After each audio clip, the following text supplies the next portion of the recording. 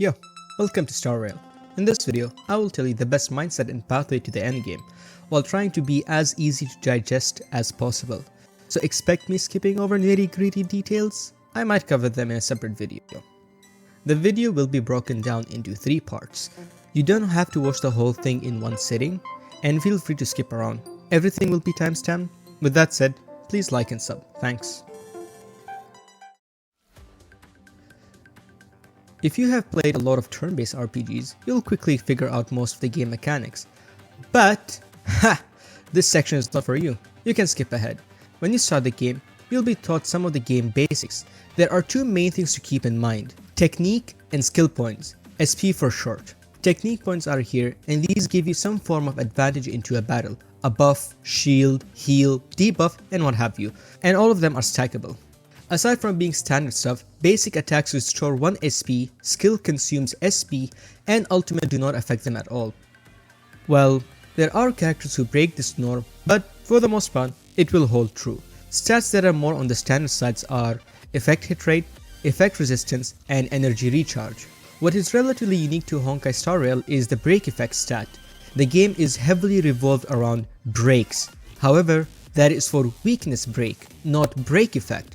While break effect has its uses and will get better in the future, as the game is right now, I don't think everything is as set in stone. Only now did we get a game mode that completely changes the opinion on erudition characters, something I will touch on later. For now, all that you need to know is break effect improves the effects that come from breaks.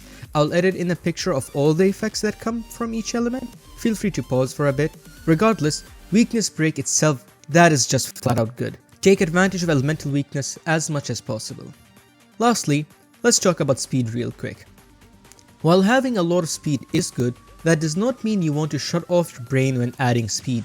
That is because of the general and specific team compositions. Without getting into action value and breakpoint talk, all you really need to know is there are certain characters you want to act quicker than others. An example of this will be characters you pair up with Bronya.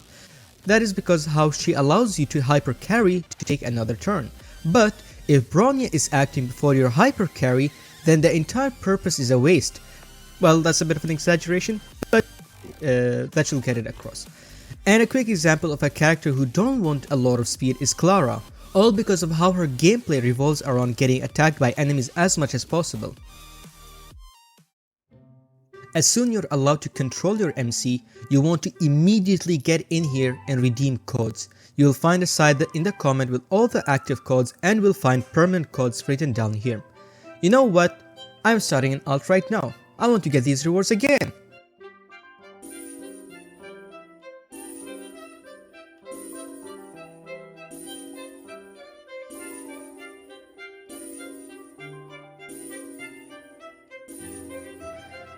Once you get all your rewards, you have one mission: blitz your way to the first world. Don't worry about skipping the story, just avoid any side quests and whatnot. Make your way to this, the Calyx. Now you can slow down a bit. For those who have not redeemed their codes yet, here, look at these codes. Look at all these rewards. Don't forget! Anyways, when I started playing the game, I did everything available to me on Hertz Space Station. That is just how I like playing games. Eat the vegetable and all. Here's where I made my first mistake. Stopped as soon as I arrived at Yerilo 6. On the following day, when I continued to Yerilo 6, the very first thing I discovered was the Calyx, and that is when the stamina system unlocked, which is called Trailblaze power in this game. That is why you want to make your way here as fast as you can, so you can use the stamina. However, that is when my alt made me aware of a mistake I did not make with main. You cannot stop here. About 20 to 60 minutes of story content later, depending on your reading speed, you unlock daily quests, 1300 EXP per day to be exact. On main, I missed a single day worth of EXP, but on alt, I missed 3 days worth of daily EXP.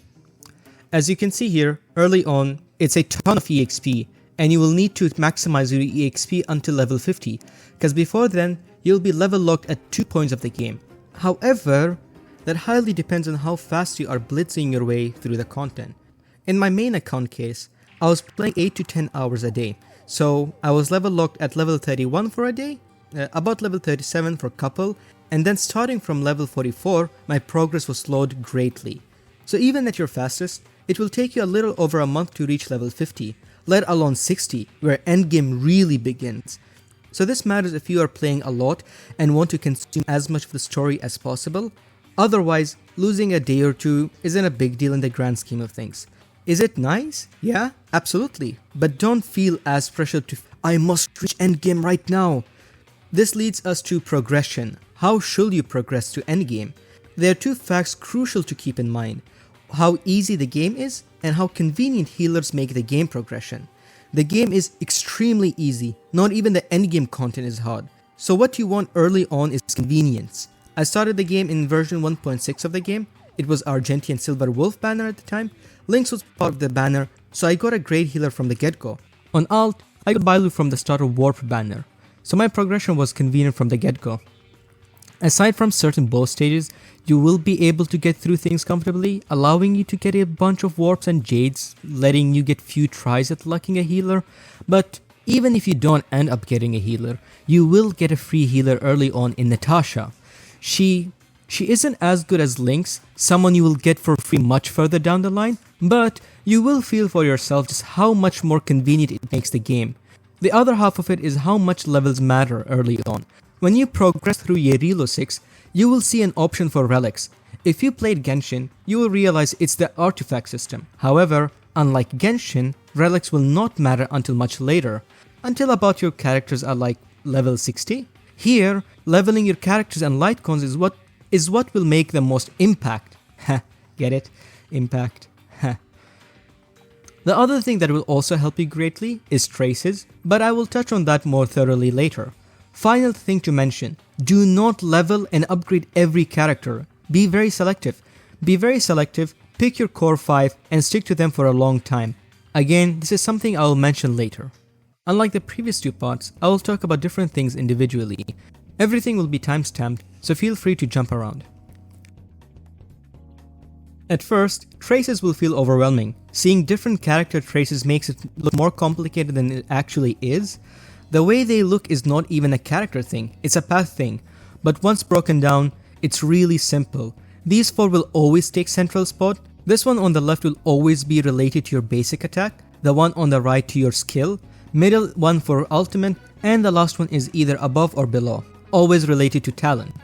Then you have these special looking traces, which will always look pretty unique. They are bonus ability. They are one and done upgrades. Finally, the small size traces are permanent stat upgrades. Voila! You now understand how traces are structured. Something else you want to know is that the core 4 traces do not want to be upgraded to the max. For example, you don't care about Bailu's damage, you want her to heal, so her basic attack is of no worth. You can safely ignore it. However, as long as you are following the core few principle, it does not matter if you upgrade unnecessary traces, you'll be fine. Just make sure to be really careful when you reach the final 3 upgrades, for skill, ultimate, and talent traces.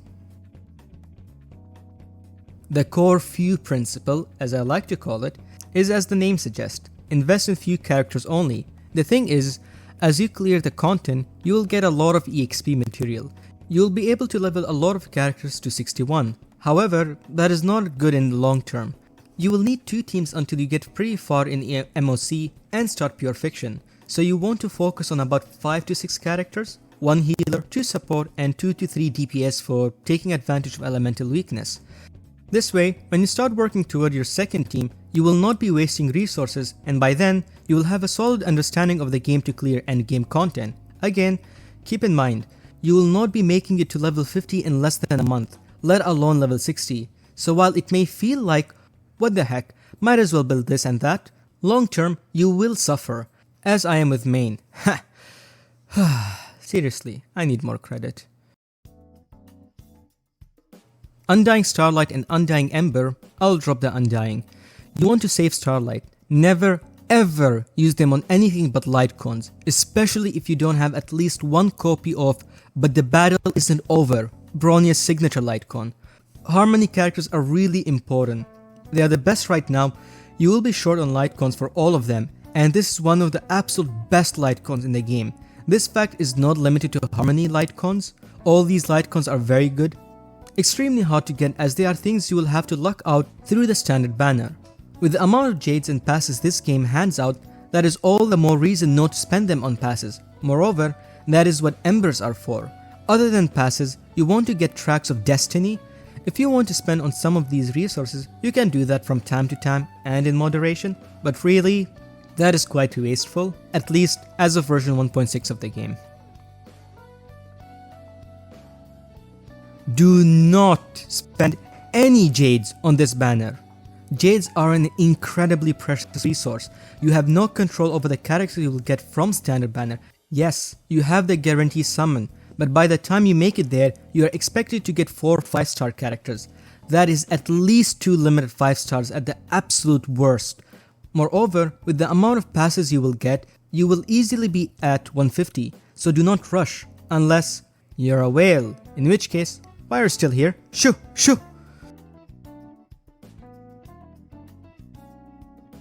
For as long you exist, go after EXP and credits. The last slot can go to the resource you tend to be more in need of, but always go for EXP mats and credit. Farming the remaining material is super easy, takes very little time, and what should you do with the relics?